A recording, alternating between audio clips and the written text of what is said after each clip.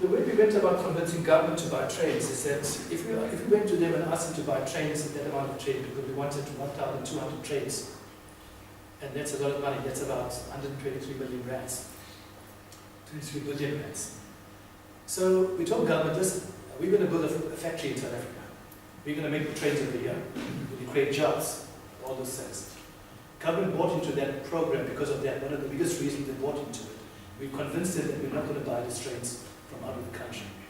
So at the moment the factory is built at Ekurhuleni, a place called Donota, on the East Rand. Some of you know that, in Niger. And I think the older folk that know about railway, there was a railway out there at one time in the past. We've kind of rejuvenated that. We've already built, not we, but the contractor, Kibela, which is Alstom with the local partner. We've built our first trains in the country. Obviously it's not launched yet, etc. It's done, tested, it's real, touching, can operate, but we'll only receive the trains from December onwards, and we'll get about 3 or 4 trains per month coming out of the production line. So that just tells you about the job creation, and I'm sure that you can browse your files. In the Western Cape, we, in the next 3 years, or up to now, we've allocated with 9 billion rands. The resignaling program, station upgrade, I'll talk to you about these things, and the new train sets. And so, current projects underway in the region is amounts to about 292 million rands. And essentially, I'll talk to you about the trains. For the whole country, this is the 600, the first consignment, this is the 1,200 trains that I spoke about. That's a 6-car carriage, which carries about, which can transport about between 1,200 and 1,600 passengers per coach. So it's quite a lot of people. It's equivalent to our full train sets. One of the big reasons why we can do it with the same width and everything else is that there's interleaving doors within the coach. So it's one long train itself. There's no gaps in between and that sort of a thing. So that is 6-car module that we're going to get, and we've then got a plan of how to phase this thing in with the existing trains. So by the time of 2034, we will have all the trains operating in the entire country. You wouldn't see the yellow train at all, you will see the all blue trains. I'm not going to go into the diagram, you can see it, but you can see the different colors, the different legends at the bottom are the different types of existing trains that we've got. And the new train, which is called the EMU, the electric motive unit, is where you see the new RS, which is that purple, the mauve color that you see going up down there. So that's give you some indication of the transition. For Cape Town, okay, let me do the next slide. Cape Town, we're expecting to get 5 train sets by the end of next year. By the end of the first quarter of 2020, we will have 35 new train sets in Cape Town. We want to run them, and on the right-hand side is the real train. Both of them. On the left-hand side of the train we built 20 trains in Brazil, a place called Lapa. That was one of the first trains to be built. And on the right-hand side, the trains are operating in Tshwane, between Pretoria and Pietermaritzburg. You can ask me questions later about the train, because otherwise I'm going to take a lot of time here. Depot modernization, Salt River. This is what it looks like. This is what it could look like in the future. And I'm just going to run these pictures. I'm not going to bother to. Depot modernization, Philippi station is probably 98, 99% complete at the moment. And you wouldn't have seen it because you don't drive to that part of the world, which is in Philippi. So this is the type of station that we built in Philippi. And that gives you some of the views, just as impression. Similarly, with the Lungila station, we intend to do this kind of station, plans have all gone out, etc. Pontyuval station upgrade, Mandalay, later here, Stock Roads, and that's just a look and feel. I think the resignaling program, and I'm going to talk about Cape Town, I'm not going to talk about the rest of the country. We've, and you can read some of the whole stuff, why I think I've explained to you why it's been obsolete and everything else. By the way, our signaling system, like our trains, was probably built around about 1950. So imagine having traffic lights in Cape Town that operates as if it was in 1950. That's what we have in our system at the moment. So that's all going to be changed, and it's quite advanced. It's going to be state-of-the-art resealing program. In fact, it's an interlocking system program that we've went out. Thales is the lead contractor. Nazia is the per-way contractor, and so this in Cape Town we've got a 1.9 billion rand project. The project has commenced in recent times. Some of you would have read in the newspaper or listened to the radio and noticed that we've had problems down the southern line, because that's the first line that we started to commission with the new signals. And the new signaling does away with a lot of equipment, check boxes. We don't need much of those check boxes, etc. We kind of minimize vandalism on it. It involves new infrastructure, which Thales is doing as well. And essentially, when it's fully operational, you can run at a 3-minute headless, which is much better than what we have at the moment. So we can actually run more trains during the peak period than what we currently run with the new signaling system. And you can figure that out. The other nice feature about it is that it has an in-cab signaling system. In other words, you don't really need a signal light or signal display to tell you whether you can stop or not.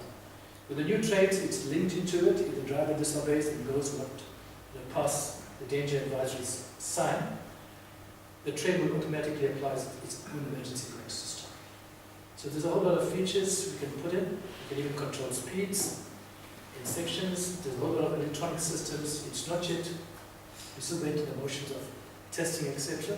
But it's got a really fanciful system. The train itself is, the train will not move if the doors are opened. And it's air conditioned, there's no windows you can open, etc. So it takes a lot of operational stuff which we're busy doing. The expected completion date is end of next year, but it's more likely, given the challenges that Thales had, especially with vandalism, etc. We're going to probably finish this thing off in the end of 2020 or 2021. But that involves control centers, etc. So one of the things that we're doing is the resignaling project is our control center. That's, by the way, completed. The shell is completed. It will be for use. By the end of June, it will be fully operational.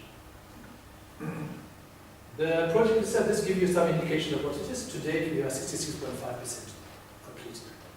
So that, I wouldn't go into detail, but that tells you that there's a lot of work happening, and people will not see it, but there's a lot of work happening in the system. So this is just some pictures to show you some of the work that's happening, and it gives you some sort of feel and look to the things that's happening. I think what's important about the control center, we move our entire train operations into the control center, including our communications. It's located in Belleville at the moment. So that will change, and together with the resignaling program, after commissioning, we should be able to get some sort of benefits out, even though we're running our own trains. It may not be maximized at this stage, but we will be able to get a lot of benefit out of it. That's just the dates that we've completed in terms of the commissioning and looking at the different systems, what we're going through. Except we may get delayed, but I think we're expecting to finish the area central complete resignaling program by the end of March next year. So then you can realize the benefits. Some more of, I think this was early construction dates, I just put that down. That's some of the completed projects. We run through a lot, been here a long time, and some of the completed projects that we've done, finished.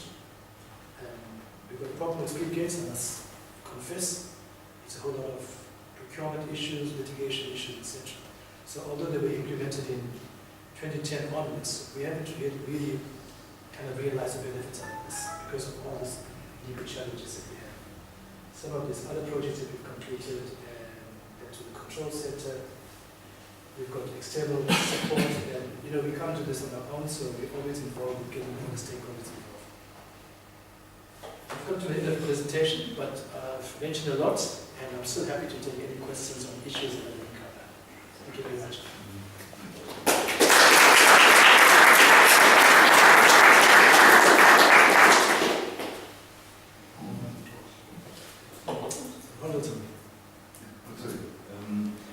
Three questions that I'd like to. It's up to the group. I don't mind. The annual budgets for Metrorail to maintain and improve your infrastructure, including signalling,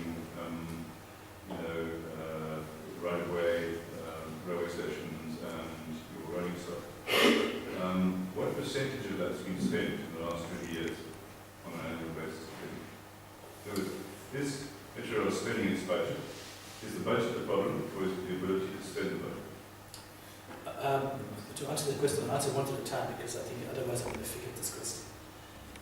The way we've done it is that slightly different from the city because normally you would use operating budget to do that. If we use operating budget, it would have never happened. The bottom line, because if you look at the income stream that we get, including subsidy, it's not enough to cover our operations. So what we've done is we've approached Treasury and we had the capital budget operationalized, the capital budget, some of it, and we started to use that to do our maintenance. Now, the challenge again is not so much spending the money. I think it's the procurement process, as I said earlier on. The answer to the question is no. Yes, we haven't been spending a lot of money on the maintenance side. And we've done that. You wouldn't find that we've had problems with Cape Town. Cape Town has got numerous amount of speed restrictions because the line is so bad. I'm going to show you pictures of the line that looks terrible. If we don't impose speed restrictions on the line, trains will derail. There's no question about it. In fact, just to give you an indication, there's a 15 km/h wing into Cape Town station because all the points are so old that if you attempt to to run this train more than 15 km/h, it was down to 30 and 30, dropped it down to 15, and if you did that, you had a problem. Unfortunately, with the TALIS project, a lot of these points have been replaced with the system. So you can see those speed limits going back to the original speed limit. So the short answer is, we have the money, but we don't spend enough. Second question, if I may. It's not so much the train sets that define your capability of moving people. It's the coaches applied in the right proportions to the right lines. We did understand from your slides that you've been losing coaches, and that has reduced not only, and you've been losing whole train sets, and you know, even the train sets you're running are shorter than they used to be. It seems the way of the future is 6 coach train sets. I presume there's 1 motor coach out of 6, and leaving 5 full coaches for capacity. The motor coach usually carries fewer passengers than an ordinary coach, a trailer coach would like. As far as I can remember, the 8 coach train sets had 2 motor coaches, the 12 and 14 train sets had 3 motor coaches. And it's about 200, you said 1,200 per coach. I think you meant 1,200 people per train set, and 6 coaches in a train, and the new train sets give you 1,200 per train set. 1,200 per coach in a 6-bottom train set. That's impossible. It's possible. 1,000 people in a coach. It's impossible. No. Nowhere in the world. Oh, no, sorry. Hang on. No, you're right. Sorry. It's 200 people per coach. No, my apology. Yeah. But it's less than that for a motor coach. It's about 150 because the motor, it reduces the capacity of the passenger portion of that particular coach. So the configuration of the sets, and when you couple them in 2 6s to make 12, makes a hell of a difference to your timetabling because you've got a headway issue. The current signaling system has a poor headway compared with international competitors where they can run much more the trains per hour on a particular line. And that depends on how efficiently the passengers are handled at the stations and also the protocols regarding the following distance, the headway between trains. So I'm hoping all of that will be improved concurrently with it. I mean, you're talking 35 new train sets of 6 coaches. It's 1,200 people per train by mid-2020. In those 2 years, your graph showed you're actually going to lose some of your current hopeless capacity compared with what we had in 1997 when we bid to host the 2004 games. We had 100 operational train sets then, and they were all full, either 8, 12, or 14.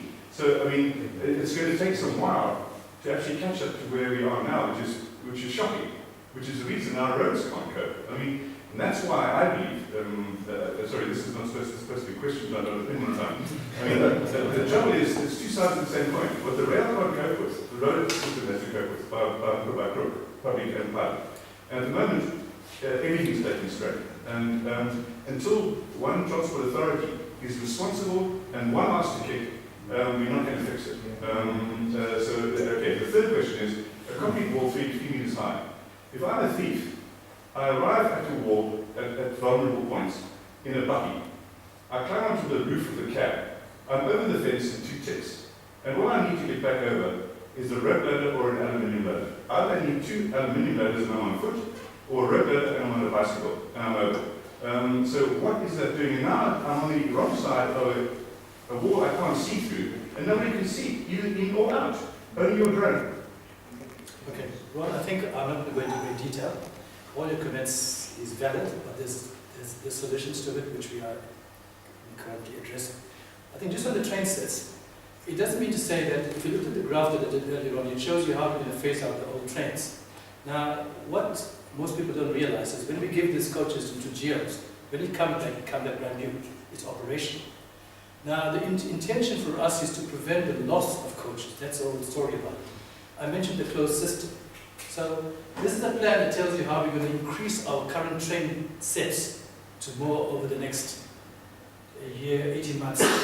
And this is obviously gone up to corporate office because it requires their input in terms of procurement. Procurement, as I said to you, is the key.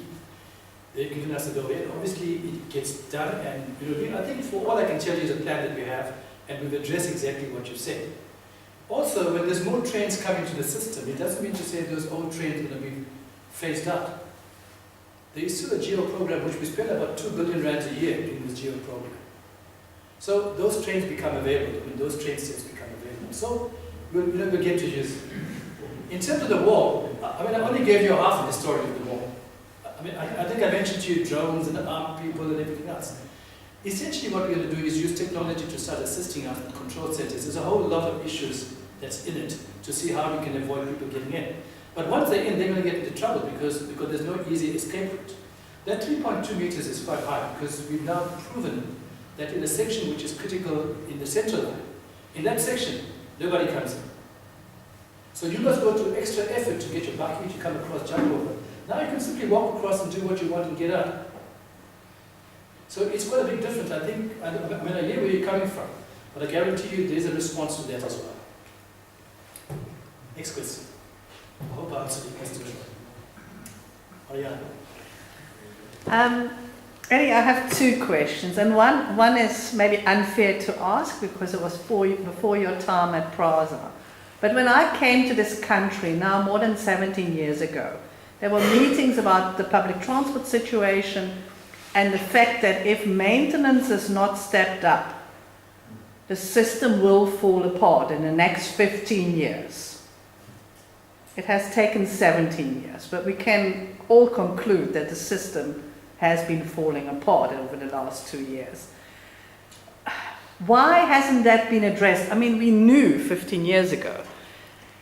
I have another question, but maybe answer that first. I think first of all, all of us must understand back in 1985, the rods started in 1985 with our rail system. For those of you who know about railways, you understand from where I'm coming from. There was a Minister of Transport, I think he produced what's called the De Villiers Commission, or De Villiers Report at that time. And one of the things they recommended to government is to scale down on capital investment in rail, big time. Within a period of 2 years, it went from about, I can't remember now the exact figures, but it was something in the order of R1 billion, I think, at that time. And it came down to just about nothing. And that was a strategic intervention at that time. Thereafter, government started to delve into it, but little attention was given towards the budgeting aspect. The budgeting aspect in rail, the disinvestment in rail continued right up to around about 2008, 2009. That's when there was some serious talk about putting in more money. For the first time in about 2011, 2012, government had then committed itself to invest in rail. Real investment. Prior to that, there was no investment in rail.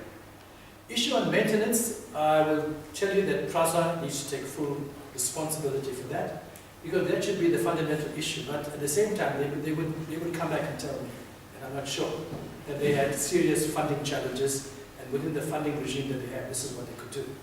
And unfortunately, with all politicians, when it comes to funding, maintenance takes the backseat.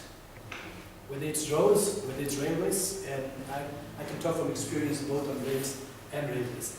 people look at it and have a look at the wonderful road that you have. And I think the one in way down to, from Musenberg to Clovelly, when we did that exercise as a city, we did that exercise. When you went down and looked at the road, you asked yourself the question, if you're a lay person, why are you going out and digging up this road? This road looks perfectly normal. Cars are going through it. Why would take it up? It has to come back with maintenance. So the maintenance regime in this country, I think even, and it's not unique to this country, because if you look at lifespan of capital programs throughout the world, I'm not sure what the World Bank has said about it, but most of the capital programs, I mean, capital investment, has gone past its sell-by date. It's about how governments respond on the replacement strategy. Unfortunately, in some instances, technology assisted. So that's your answer in that regard. And PRASA has some blame, but I think not altogether. I think it's more government that is to blame than PRASA. My second question is within PRASA itself at the current time. We know that you talked about going to Brazil, starting to develop new trains, bringing a factory to South Africa, and we know that coaches and carriages are coming off the assembly line. Nothing is arriving in Cape Town. Cape Town is the most congested city in this country. We have had arson and lost so many, you're talking about 110 coaches. Why can that not be rethought and coaches coming to the south? I'm not a politician, so I can't answer the question, but I can probably guess what it is. The decision taking has nothing to do with technical ability and where it needs to go through. It's a purely political decision. So I wouldn't be able to give you the rationale behind that. I can only guess. But it's not, I mean, if we in the Western Cape had our own ways, we would have this train a long time ago. Guarantee you. So I'm afraid I can't answer you more than that. Thank you. Hi, Eddie. I'd like to ask about the new train. When you know where you're going, because this train here, you can just jump on the train and not know where it's going. It's going northern or southern, and maybe stopping at the next station, let's say for example Belleville, like how the train operates, and is it disability friendly, and how fast does it travel, and it's still going to have people standing inside the train and stalls in the train area. Okay, on the new, I think on the new trains I could do an entire presentation. But to answer your question very quickly, the new trains are really a state of the art. It's one of the best in the world, quite frankly. It competes with the best in the world. It's got all the different facilities that you require in a train, including signage system, emergency, intercom, checking out CCTV cameras, and all these things, air conditioning, and whatever. So it really gives you all those things. As part of the modernization system, obviously there's a communication system that goes with it. I mean, I didn't talk to you about the operation. That's another entire exercise on its own. The issue on the hawking, I'm afraid I can't give you a definite answer on that at this stage. It all depends on what comes out of the wash and how they want to address hawking, whether they want to formalize it, ban it, and if something is taking place and you can't enforce it, you can do nothing about it. So how do you do about it? At the same time, the government wants to promote job opportunities. So, there's a whole lot of issues over there. That's also borders around political issues, and I understand what you're saying, because I get frustrated as well. In fact, I'm surprised that the RSR, the race that you regulated, didn't stop ourselves from running, because when you do any activities on the stations, it affects the operating tunnel of the train system. And the walkers definitely do that. In fact, in most of the Western stations that you will see, the rise because of walkers, not because of anything else. So, if you want to, I can talk to you on the side about the detail of the train, the weight of the train, lightweight, it's all these fanciful features that it's got, how it downloads information automatically, the comfort, and from an energy point of view, it's super efficient. It's got a braking energy system that translates the energy back into electricity. There's a whole range of things. So they really went into a lot of thought process with the new train sets. For one's purpose, I didn't answer you, but the motor coach with the new train, the 6-module new train, has got no pantograph on the first coach and the last coach. Yet the train is driven from the first coach or from the last coach, depending on the style. The 4 coaches, each one got its own power supply, got its own unit, etc. So it's completely separate. So the amount of space that you save with all this equipment, etc., is reduced quite substantially. So even the motor coach itself has got a huge capacity. It's got quite a high capacity, very similar to the normal coach. So I think on the train itself, I can talk to you. Maybe I'll talk to you at the meeting. Eddie, yeah. Just, I gather then that one of the main problems, of course, is the signalling problem, and this is a result of theft of copper cables, things like that. Just, sorry, could you just explain to us? I presume then you're phasing out the copper carrying capacity of the signaling system and replacing it with whatever they do these days, Wi-Fi.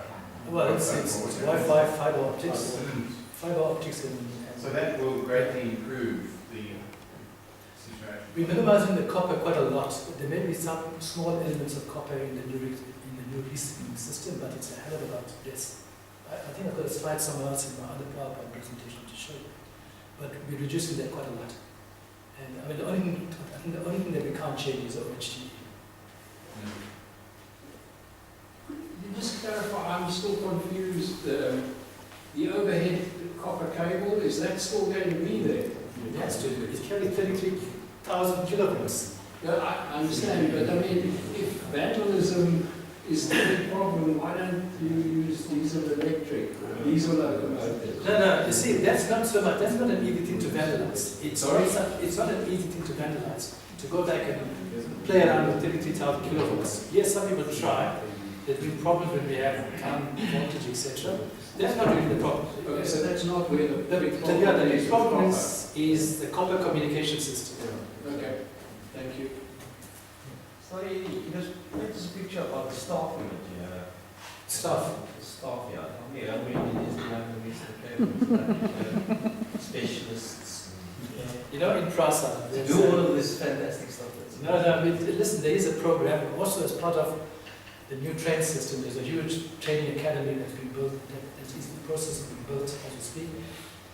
We need to kind of train new train engineers, etc., and everything else. We're looking at all those things. The current problem with PRASA is that, first of all, PRASA has got a very, for some reason or other, PRASA didn't consider engineers too seriously. They thought engineers were just somebody else. They're not very good. And that obviously led to all these challenges in the last couple of years. We've seen some of the media reports. We have a tremendous shortage of staff because we're not coping with it. And then also, we've got this competition between ourselves and Transnet. So when we have the good guys, Transnet draws them in, they're gone. Technology transfer, a lot of young generation engineers coming in, but they don't have the experience. They may be smart, etc., but they don't have the years of experience with the older folks.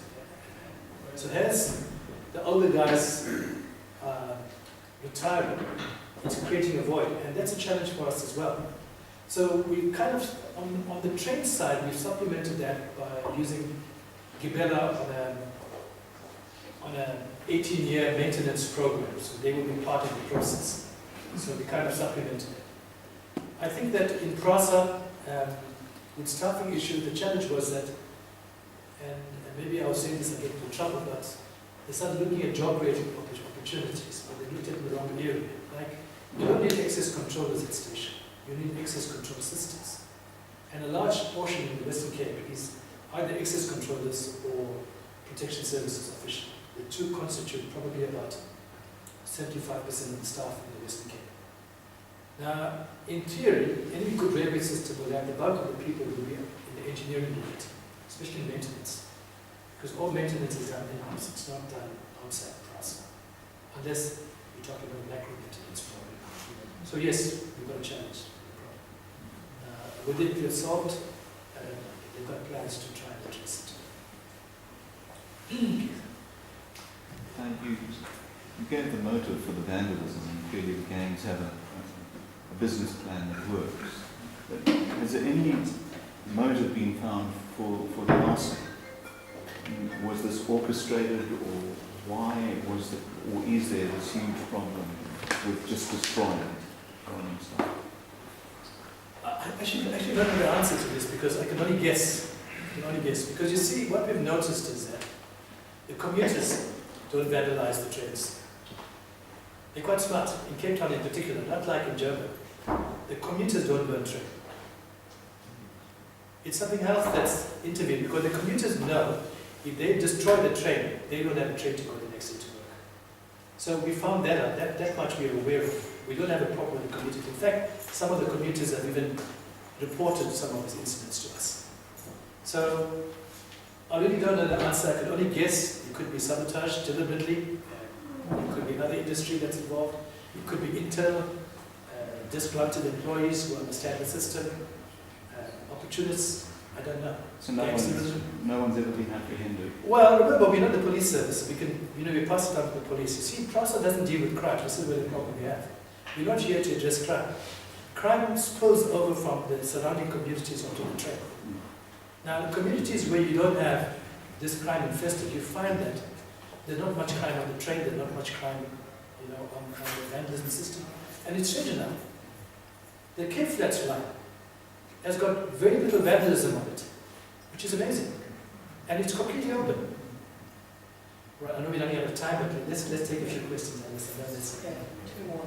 So just on that, on the crime and copper theft aspect,